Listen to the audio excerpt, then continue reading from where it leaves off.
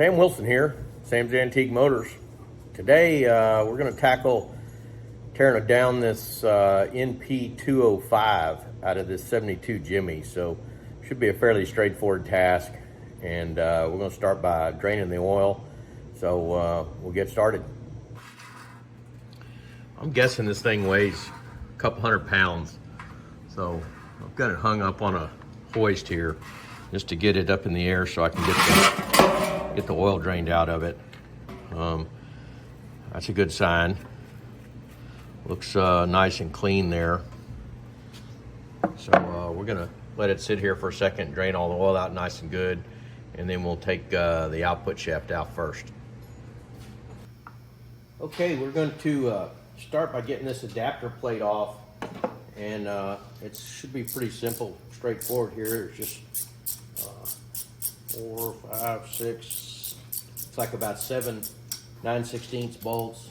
I think these can vary slightly between one case and the other depending on the application. This is mating up to a turbo 350 automatic transmission, and so it has a little square O-ring seal right here, which is currently unavailable. This transmission was rebuilt about 200 miles ago, several years ago, but about 200 miles, and that ring is actually in good shape. So hopefully there's no issues with it. But we're going to get this thing peeled off so we can get this back down kind of level. And I also had removed all but one screw of the data plate, saying that this is a new process 205, serial 21172. This is 1972 Jimmy. Data plate's in remarkably good shape. It's got a serial number. The cool thing is that, I don't know if you can sort of see this in the video, but I already hit this case with a laser when it was in the chassis just to kind of get some of the bulk off. But there's red down here, and there's red behind this data plate. So, and there's red right here, so you can definitely see this red. So that's where I couldn't get underneath there. So this is solid red. So in case there's any confusion later, this thing was definitely red. So we're gonna put it back red. So we got the little data plate screws off. This thing should snap off. I have to get me a little hammer and punch that off. Should lift off of here. Yep, no problem. So comes off. There's a seal pushed in the inside of this. It's definitely got some gasket sealer, so we'll get that all pulled out of there and cleaned up. Looks like there's a little seal, and I'm not sure how you get that bearing out, but we'll work on that a little bit later. But anyway, we've got this off. Next thing I'm going to do is pull this output shaft off. Now that I can get this thing back leveled up, just leave it over here like this. I already broke this nut loose right here. This is this one was 1 1/4. The one on this other side was 1 1/8. So I had to find kind of some thin-walled sockets in order to get that off of there.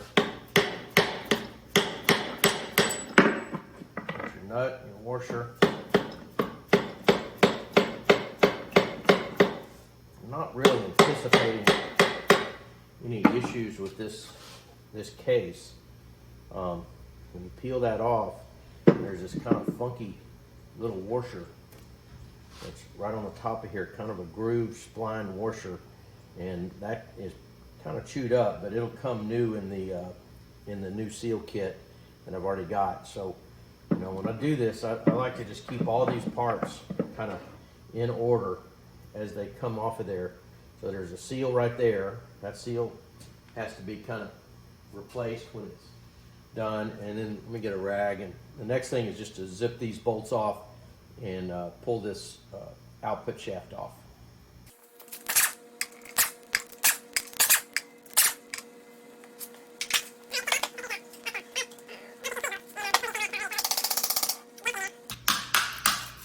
Again, this one is aluminum, so you kind of want to be a little bit careful with the aluminum so you don't break the casing.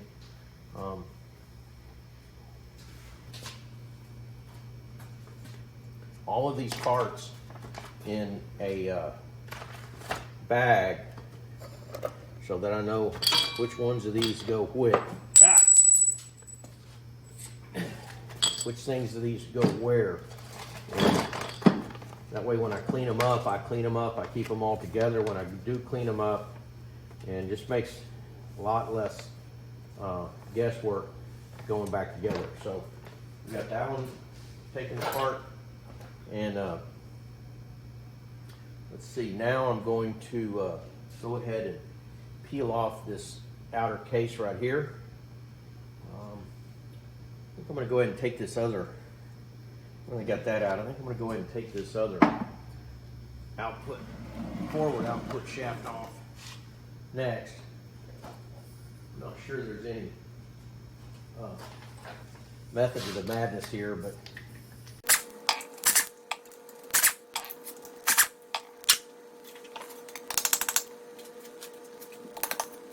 same thing, just got to split that off.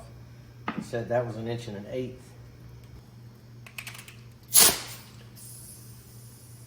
Okay, shouldn't have to do this, but this washer is stuck in there. It's not hung up on the seal. Wrong way. Not hung up on the seal, it's hung up on the washer.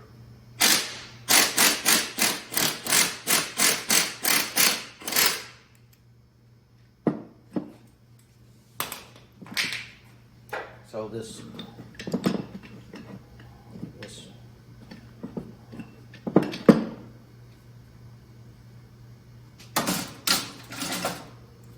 washer in here, right here, is stuck. It looks like it may actually have been glued in.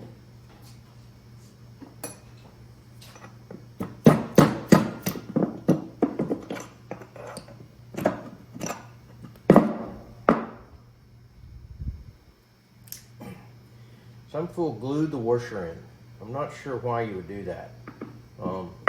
This thing may have been leaking at some point. There's definitely a little groove right here on this deal, but not enough to give it significant wear. And when I go to put this back in there, I'm going to just seat this seal up in there a little further.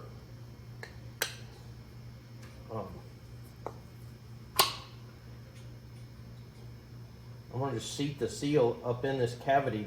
It can go in another 1/4 inch. So I'm going to seat this seal in a little further off the edge of this. This is actually a relatively new seal, but it's got a booger right there. So we'll put the new seal in there, and we'll get all this fucking glue off of here. So there's no reason to put glue on that. So we'll get that all squared away. Putting all my stuff back in here. Got my washer, got my bolts, got the yoke. The yoke doesn't look too bad, so get that cleaned up. We'll be good on that. So now what I'm going to do is I'm going to go around to the back side of this thing and pull off this rear bearing cover. Unlike the rest of this, should go fairly smoothly. Again, looks like you got about 8 9/16 bolts. It's aluminum cover, so you work kind of gently with it, getting it off.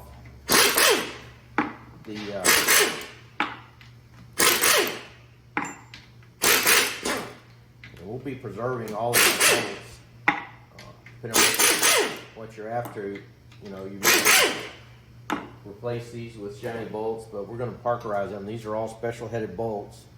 They're they got looks like ELU with the fixed serrated washer on them. So we'll be saving all those bolts, parkerizing them, putting them back on the way they came back off. If you've watched any of these other videos, you know we're trying to put this back like it came out of the factory. So again, I'm just using this putty knife to kind of break the gasket seal. which we've now done.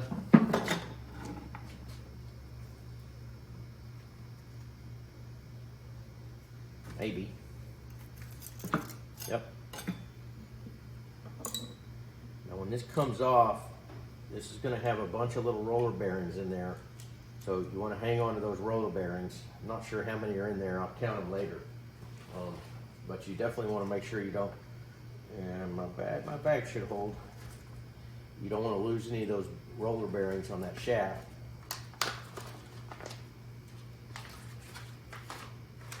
And there is kind of only one way.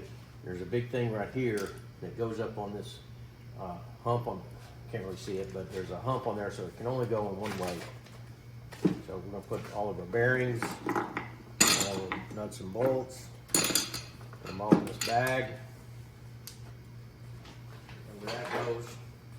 And then I believe we should be able to drive this shaft right out of here.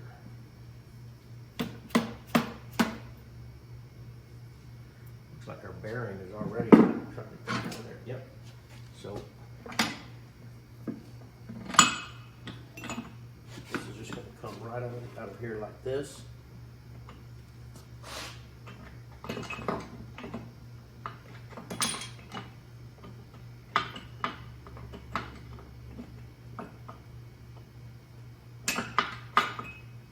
So this is the synchronizer. I think this could go either way, and we'll get it cleaned up and look at it, but you want to look at these little bevels and make sure someone hadn't been trying to ram this into gear. But that all looks really good. And then you got this gear, and again, I mean, I don't even see the wear marks off the machining where it made the gear. So this is largely heralded as a bulletproof case, and there's a why. This is the thrust washer. This goes on this side of it. So if you get all those pieces out of there, this bearing is already starting to come forward.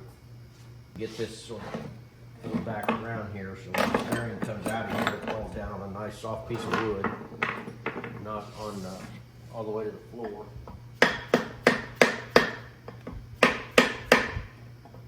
As I suspected, when I pulled that off, this is, I don't know if you can see it on this video, but this is this little oil hole. So this case was put back on there incorrectly. I'm not sure that's devastating, but that's not good. Certainly not the way it was designed.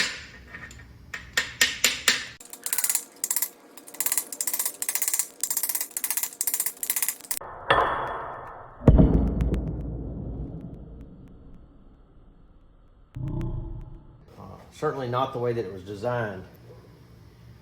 And it just shows you, whoever was working on it before didn't know what the fuck they were doing. This bearing has this retaining ring, and a lot of people take that retaining ring off, but I see no reason to do that unless you're going to replace the bearing. And this bearing is perfectly smooth. There's no grit in it. So there's nothing wrong with this bearing. So given that was put in there incorrectly, I'm guessing someone's been in there before and may have actually replaced these bearings.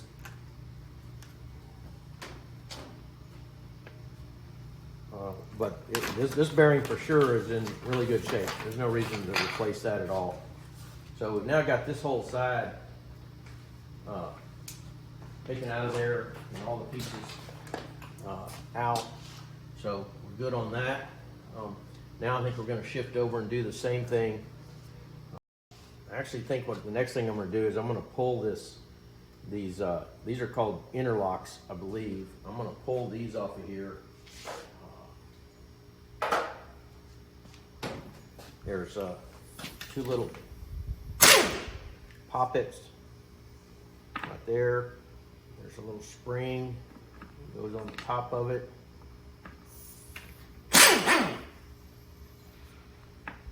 Spring's easy to get out, and you're going to need a little tiny magnet to get this ball out.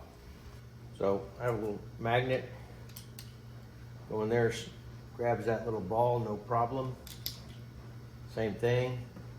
The little balls snap into the interlock bars. We're going to put this in a bag so we don't lose any of that. Probably put the rest of that shaft in there with it. So to get these things out, the first thing you got to do is come in here. There's some little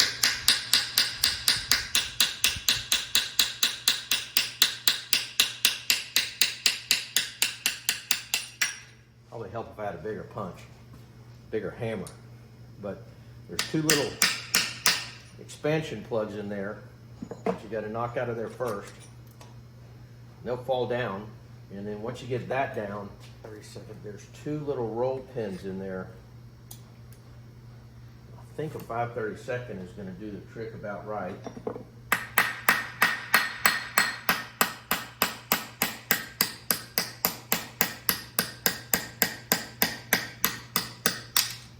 So that just drives right through there, drops into the case. We'll fish that out in a minute. And you kind of want to do this before you take this bar off, because this bar keeps those roll pins in alignment. All right, so it went through there. I heard it hit the bottom of the deal. I already pulled these cotter pins, so we can pull this out. And then this bar will come out.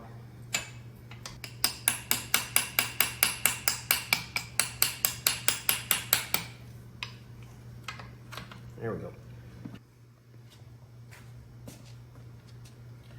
Okay, there's no real reason why this shouldn't come out, but I just rotated it slightly and then it just jumped right out of there. And then these little detents go on this side. So if you compare this shaft to this other shaft, they're not the same. Now, so the difference is the shaft out here has this flat ground up in here. This shaft over on this side has the flat on the very, very end of it. And the truth is that I think these things can only go in one way, because when these little detents are lined up here, the drive pin goes in there. When the detents are lined up here, the drive pin comes in from the top. So they really can only go one way into this deal. And when you get these apart, what you really want to look at is just make sure that all of these edges are nice and crisp, because if these edges are worn from too much shifting or rough shifting, they can wear the edges off and this thing will pop out of alignment. But there's no problem.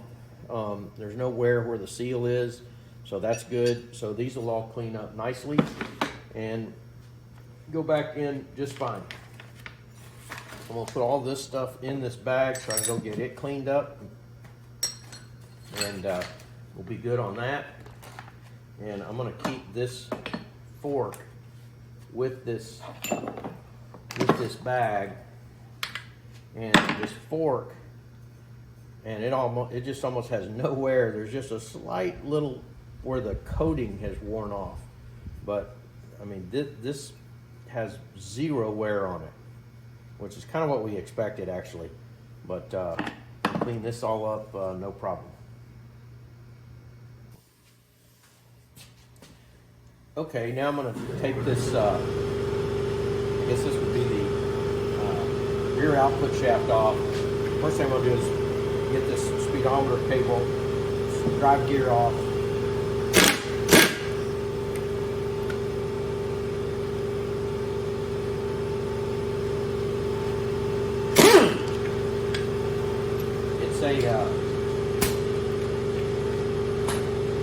It's a 1.8" socket, and it's supposed to have an O-ring right here, but that O-ring is either gone or jacked up. And it does have this little speedometer drive gear in here. That's a nice, good fit, so no worries there. So it's supposed to have an O-ring in there, but there's no O-ring. There's some crud in there, but no O-ring. So I don't know if it just went away or if they didn't put it back in when they built it. Like I say, I know this thing has been rebuilt somewhere along the line, So now I'm going to just zip off all these 9/16 screws.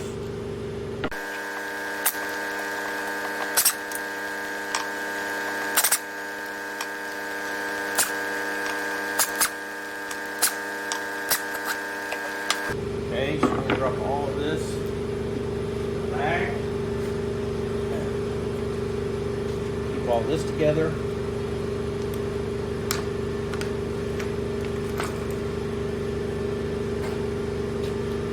And now we're going to work on getting this. And this case still weighs a lot.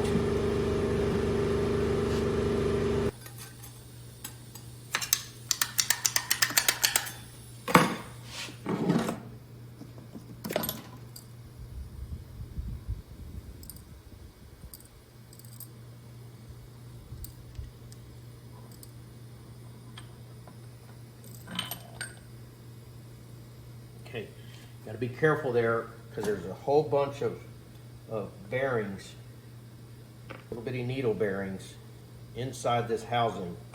So you're just going to want to let them come out, but you're going to want to keep track of them. Now I'm going to go in there and see if I can get this bearing. I'm going to have to drive it out from the other side. I've got the speedometer gear in there. It's kind of getting in our way, but I'm going to go see if I can get this bearing here. Again, there's a retaining ring, but it's going to come out this way. So I'm going to go get a punch and a couple of blocks and see if I can push that out. I got this little bearing out of here with the little retaining ring. This bearing is also fine. There's no grit. It's nice and tight. No hang up. So there's nothing wrong with that bearing at all. The little bearings in here, looks like there's 46 of these little bearings. I'm going to verify that in the diagram, but it looks like there's 46 of them. I'm anticipating that'll be a sizable pain in the ass to get those stuck back in there and this down on the shaft, but we'll deal with that when the time comes. So at this point, I'm just storing these little bearings up, making sure I got them all in the bag. So I'm going to clean these up here in a little bit. Don't see any reason to do anything with those bearings. They're all nice and I don't see anything wrong with them. So now, looks like there's a big snap ring right here. That is a big son of a bitch. And we got a little spacer ring on this gear here. Got to get that snap ring out. And then there's another split ring on this side. So I think I'm going to get this snap ring out so I can push that shaft out that way.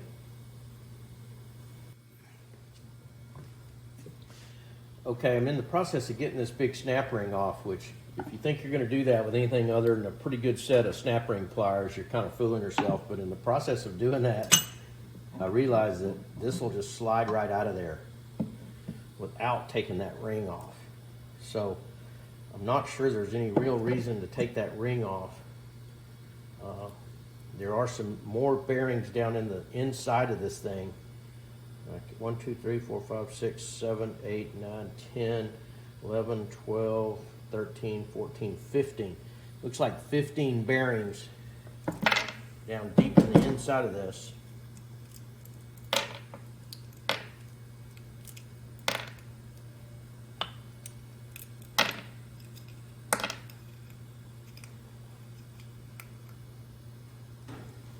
And when you do that, there's a little flat washer in there, and there's a snap ring, little split ring up in there that could probably be taken out, but it may be easier to lift this washer up and sneak these little, I'm not going to be able to show it, but down in there's a little washer, and that washer's got to be on this side of these bearings. So they go to the bottom, then the bearings, then the washer, then the snap ring. And you could probably put those bearings in there. I might make a little plug to go down there, put the bearings, hold it, and then put the snap ring, because that's going to be dicey to get out or get back in. So let me just confirm. 1, 2, 3, 4, 5, 6, 7, 8, 9, 10, 11, 12, 13, 14. Yeah, there's 15 of those little bearings down in there. So I'm going to bag those and go put these two pieces at the bench. With that shaft out, now you can remove this synchronizer. Again, you want to just check to see if there's any wear on any of these pieces, and there's not, so that's good. And then you want to pull this fork out. Notice on this side, this fork is going this way. So it sits in there like that. And there's a little bit of wear on this one, but that may just be the way it's made. So we're pretty good on that front. So I'm gonna put this with this bag right here. We're gonna have to get this little split ring off of this so that the shaft will come out that way with this gear and the bearings stay in there. So I'll have to figure out how to get that out of there.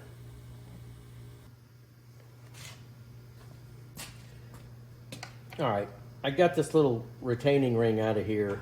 Unfortunately, there was more cussing that was allowed even on a not for children video.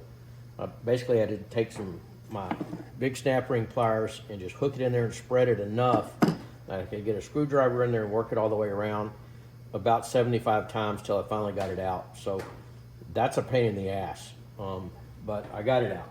So now this shaft should just slide through here, I believe. Yep. And so that whole bearing comes out. So there's a little O-ring gasket right there. Again, and I just don't see hardly any wear on this. And these teeth where the synchronizer are, that's all good. So there should be no issues with really any of this. So set this aside here for just a second. So this bearing,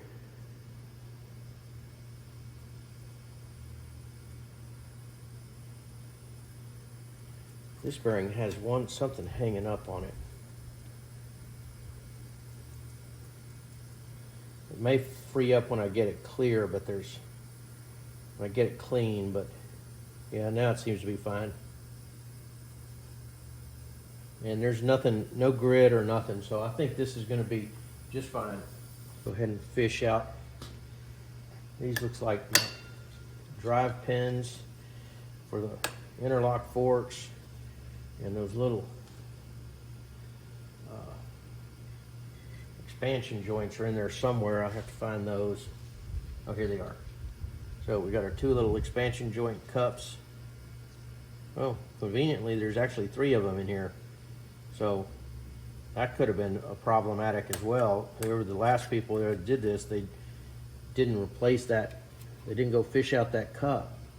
So man, that could have got hung up in gears and made a real fucking mess.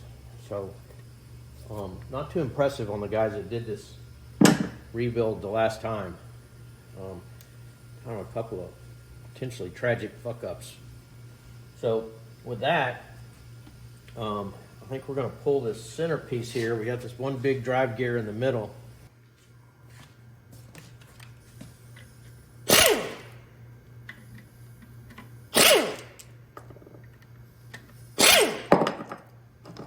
Okay. Looks like that's just got some sealant on it. No, there's a little paper gasket in there. But yeah, that's got no wear on it.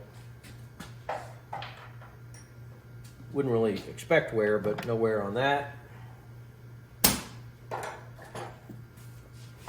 And then we're going to take on this other side over here.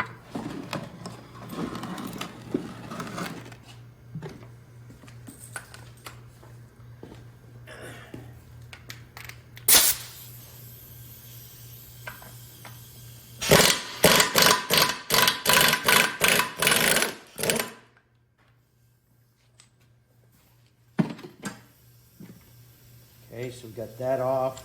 Got this washer off. Yeah, and this is just going to punch through here. See if it goes easy, or do I need to get... It's not going to go easy. So I'm going to get a punch that I can put down in the inside of that to drive on it, where I don't hit my hands, and then we'll get that pulled out.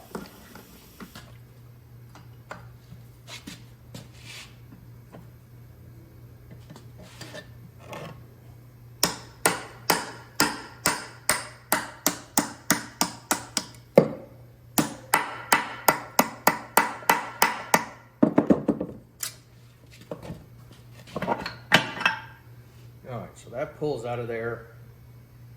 And man, that thread is seriously fucked up. Looks like when those guys, whoever did this before, when they put this in, they cross-threaded the shit out of that thread. Or May can get in there and file it and clean it up. I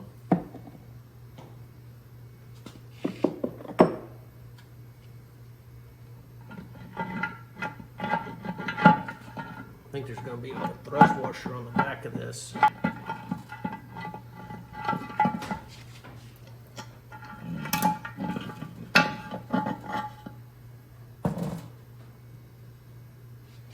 Okay, so there's a bearing and there's a thrust spacer in the middle. There's another bearing on this side. So we want to kind of keep those things matched up. We're going to keep these matched up the way they go. And yes, there is a thrust washer in there, and this thrust washer, looks like in this case there's two of these. Okay, with that, we pretty much got everything torn down. So I'm going to now go in and take this to the parts washer, get this thing cleaned up, probably laser it again to get it really spotless clean, and then we'll paint it. We'll need to drive these two seals out of these interlock shafts. We'll get all these bearing surfaces or gasket surfaces cleaned up, and then we'll be ready to put this thing back together. See, it looks like it probably took about 2 hours to get this apart. Okay. All right, we're in the paint shop, which again is 20 feet away. And I've got this all in DP90 primer. And I was just gonna point out that, you know, when you go to put these things together, it's really hard to tape all this stuff off. So what I do is this has got tape around this aluminum housing, and then I just put one bolt in there to hold it in place and then paint around it. That way when I lift this off, all those mating surfaces don't have paint on them and don't have to be cleaned up. So I've got this all taped off, and I just set the adapter housing back on there. It's got one bolt taped off where the plate went, because that's going to be a different color. So I got that all cleaned up and taped off all these splines, and I taped off the inside, can't really tell it because it got primer, but I taped off the inside so I don't get paint in there. So I'm gonna come in here and paint all these things red, and then we'll be ready to put it back together. Download the Resto-Rat app today to begin managing, tracking, and documenting your restoration project.